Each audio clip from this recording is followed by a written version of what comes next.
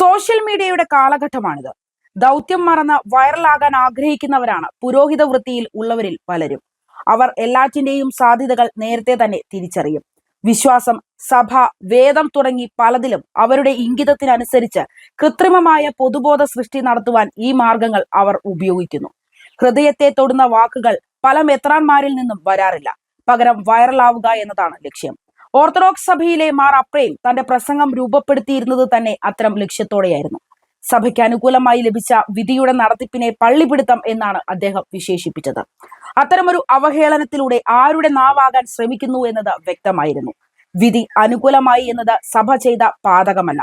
വിധി ഓർത്തഡോക്സ് വിഭാഗത്തിന് അനുകൂലമായാൽ അപരാധവും, യാക്കോബായ വിഭാഗത്തിന് അനുകൂലമായാൽ അഭിമാനകരവുമാകും എന്നത് എന്തുതരം ക്രൈസ്തവതയാണ്? തർക്കം സ്വത്തിന്റെ നിയന്ത്രണം സംബന്ധിച്ചാണ്, വിശ്വാസമല്ല. ഹാഗിയ സോഫിയ അടക്കം അനേകം പള്ളികളെയും വിശ്വാസികളെയും നഷ്ടപ്പെട്ടിട്ട് ഇവിടെ സഭയ്ക്ക് എന്തു ചെയ്യാൻ കഴിഞ്ഞു? സ്വത്തിന്റെ ഉടമസ്ഥത, പരിപാലനം എന്നിവ സംബന്ധിച്ച് രാജ്യത്തിന്റെ നിയമങ്ങളാണ് ബാധകം, ദൈവരാജ്യത്തിന്റെ മൂല്യങ്ങളല്ല. അദ്ദേഹത്തിന്റെ വിവാദ പരാമർശങ്ങൾ ആദ്യമുണ്ടായത് ചെന്നിത്തല പള്ളിയിലെ പെരുന്നാൾ ദിവസമായിരുന്നു. ദൈവരാജ്യത്തിന്റെ മൂല്യങ്ങൾ എന്ന പദപ്രയോഗം എന്നതിനപ്പുറം ആയതിനെ ബന്ധിപ്പിക്കുന്ന യാതൊന്നും അദ്ദേഹത്തിന്റെ വാക്കുകളിൽ വിശ്വാസികൾ കേട്ടില്ല. ആത്മാർത്ഥത ഇല്ലാത്തതും കലഹത്തിന്റെ സാധ്യതകൾ തേടുന്നതുമായിരുന്നു ഓരോ പദപ്രയോഗവും. മാമോനെ കൂട്ടുപിടിച്ച് മാന്യനാകാനുള്ള ശ്രമം, സഭയെയും വിശ്വാസികളെയും പ്രതിക്കൂട്ടിലാക്കുന്ന പരാമർശങ്ങൾ ആർക്കോ വേണ്ടി നടത്തുമ്പോൾ അദ്ദേഹം വന്യമായ ഒരു തൃപ്തി അനുഭവിച്ചിരുന്നു. ദൈവകൃപയിൽ പരസ്പരം ഐക്യപ്പെടണമെന്ന് ഉപദേശിക്കേണ്ടിടത്ത് വിഭജനത്തിന്റെ ദുരാത്മാവിനെ വിന്യസിപ്പിക്കുന്നത് പോലെയാണ് ആ പ്രസംഗം കേട്ടവർക്ക് തോന്നിയത്. ഒരു കുട്ടിയുടെ മാതൃത്വത്തെ ചൊല്ലിയുള്ള തർക്കം ജ്ഞാനിയായ ശാലോമോൻ കൈകാര്യം ചെയ്ത രീതിയെക്കുറിച്ച് വെറുതെ ഓർക്കണം.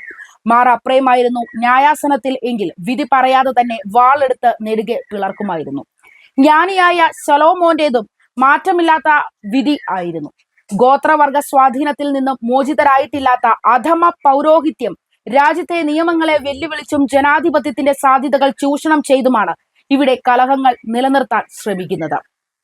തൊട്ടതിനും പിടിച്ചതിനും കോടതിയിലേക്ക് ഓടിയവരും ഓടുന്നവരുമാണ് കോടതി വിധിയെ പരിഹസിക്കുന്നത്. ക്രിസ്തുവിന് തന്റെ രക്ഷാകരമായ ദൗത്യം പൂർത്തിയാക്കുന്നതിന് അനേകം കോടതികളിലൂടെ കടന്നു പോകേണ്ടി വന്നു എന്നത് മറക്കരുത്. വിധികൾക്ക് വിധേയപ്പെടുന്നതാണ് ക്രൈസ്തവത.